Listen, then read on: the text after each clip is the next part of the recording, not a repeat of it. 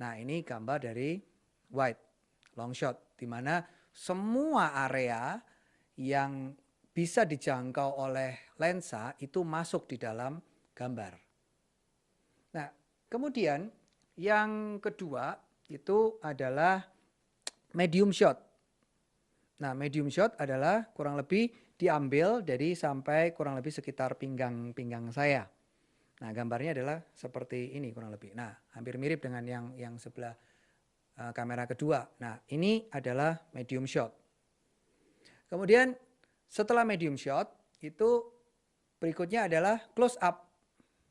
Jadi seperti ini. Jadi ini close up. Nah, oke, stop. Nah, seperti itu. Itu close up. Jadi ini adalah gambar close up di mana ya cukup framingnya adalah dari antara kepala saya sampai bahu. Ya, itu komposisi untuk gambar close up. Nah, 3 komposisi ini yang sering dipakai, yang kami pakai Komunitas Pondok Film kalau kami sedang melakukan pengambilan gambar di dalam studio mini kami. Kita juga harus tahu yang namanya satu istilah yaitu headroom. Nah, apa itu headroom? Headroom itu adalah area di atas kepala saya. Jadi free space, area bebas di antara kepala saya. Nah, ini harus diatur dengan pas komposisinya. Tidak boleh terlalu ketinggian seperti ini, Mas. Ditinggiin coba. Nah, ini di ketinggian ini. Kesannya kalau ketinggian seperti ini itu kalau dilihat di gambar ya, seakan-akan ada sesuatu yang akan jatuh di atas gitu ya kan. Jadi kalau bisa lihat ini, oh saya lagi nunggu apa ini. Apalagi kalau saya lagi noleh ke atas gini, wah kesannya seperti ada sesuatu yang bakal menimpa saya.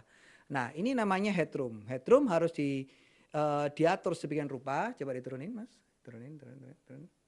Terus, nah seperti ini kurang lebih. Nah ini cukup rata, bagus, tidak terlalu tinggi. Nah semuanya terframing, masuk di dalam gambar dengan bagus.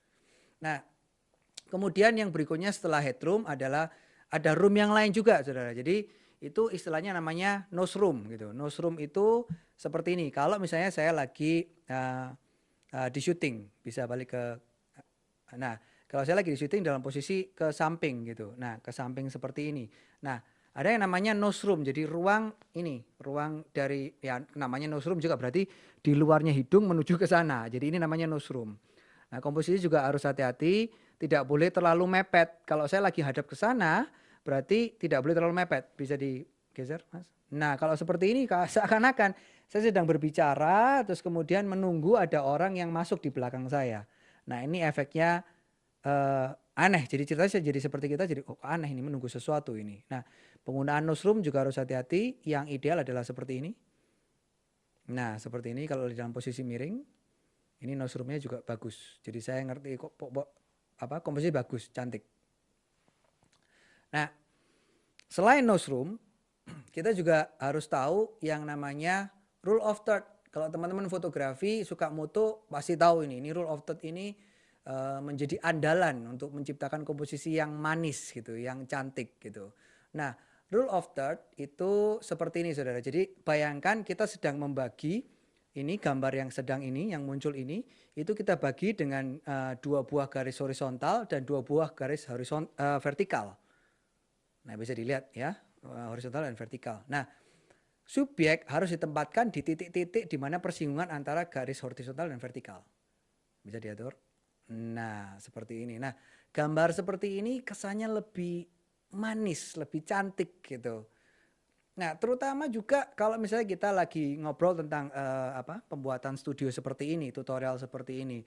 Bisa juga area di samping ini kita tambahkan grafis, motion grafis, boleh berupa kata-kata seperti yang lihat di sini. Nah, kata-kata, percobaan itu cantik sekali, bisa dipakai seperti itu. Nah, penggunaan daripada rule of third itu seringkali dipakai kalau misalnya kita sedang proses pengambilan gambar untuk interview atau dia sedang bercerita tentang sesuatu. Kalau sedang bercerita sesuatu biasanya kita agak miringkan orangnya. Ini kita sering lakukan, miringkan seperti ini. Sekian, ini kurang lebih. Nah, kemudian saya seakan-akan berbicara dengan orang yang di depan sana, gitu, agak menyilang gitu. Jadi ya kesannya seperti ini. Makanya ini penting sekali rule of third. Saya selalu taruh di sebelah persinggungan, titik persinggungan antara vertikal dan horizontal. Ya.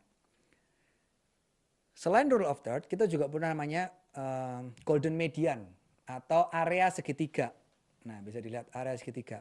Nah, area segitiga itu berarti menempatkan posisi subjek itu persis di tengah lensa, di tengah depan lensanya ini. Jadi saya persis di depannya, persis.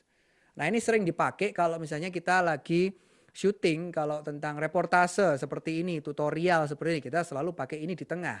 Namanya golden median, ini bisa dilihat seperti ini.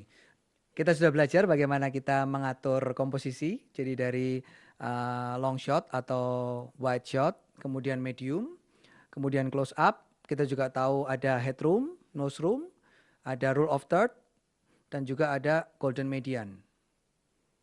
Nah, satu tips buat teman-teman adalah mencoba mengkombinasikan beberapa shot ini yang ada, baik dari proses editing ataupun dalam waktu pengambilan gambar.